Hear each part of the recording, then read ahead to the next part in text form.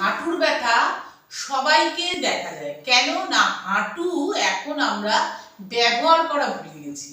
আমরা কি করি, হাঁটু কোনো সময় ভাঁজ করে বসি না। এখন রান্না করে দাঁড়িয়ে দাঁড়িয়ে, খাওয়ার জন্য আমরা টেবিলে বসে খাই, যার জন্য আমাদের হাঁটুর ইউজ করাটা কমে গেছে এবং সেই জন্যই হাঁটুর এত প্রবলেম দেখা দিচ্ছে।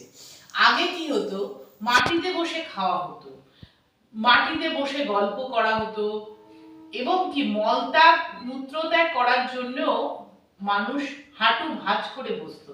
কিন্তু এই সবগুলো আস্তে আস্তে সব বন্ধ হয়ে গেছে, যার জন্য কি হয়েছে, হাঁটুর ইউজটা বন্ধ হয়ে যাওয়ার জন্যই হাঁটুর প্রবলেম প্রচন্ড ভাবে দেখা দিচ্ছে। হাঁটুর এই সমস্যা কিন্তু আমাদের জীবনের পদ্ধতির জন্যই মেনলি হয়ে থাকে। আমি আজকে আমার ভিডিওতে দুটো এক্সারসাইজ দেখাবো হাঁটুর ব্যথার জন্য খুবই উপকারী। আমি কি করছি, সাইড হয়ে বসছি, সাইড হয়ে বসলাম, হাতকে আমি থায়ের তলায় দিয়ে দিলাম, নিয়ে আমি পাকে উঁচু করছি, ভাঁজ করে সামনে নিয়ে আসছি, আবার এখানে রাখছি। প্রথমে আমি পাকে উঁচু করছি, কাছে নিয়ে আসছি, ভাঁজ করছি, আবার সোজা করে দিচ্ছি।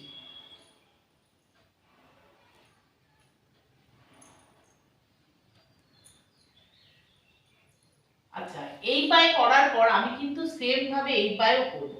কেন, দু পায়ে আমাদের, এই পায়ে হাঁটুর ব্যথা আছে, এই পায়ে হাঁটুর ব্যথা নেই বলে যে আমি এই পায়ে করব না তা কিন্তু নয়। করার সময় কিন্তু আমাদের দু পাতেই করতে হবে।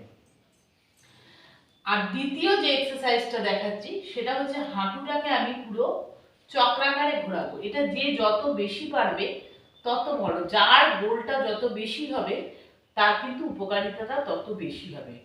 সঙ্গে সঙ্গে শ্বাস নেব আর ছাড়ব।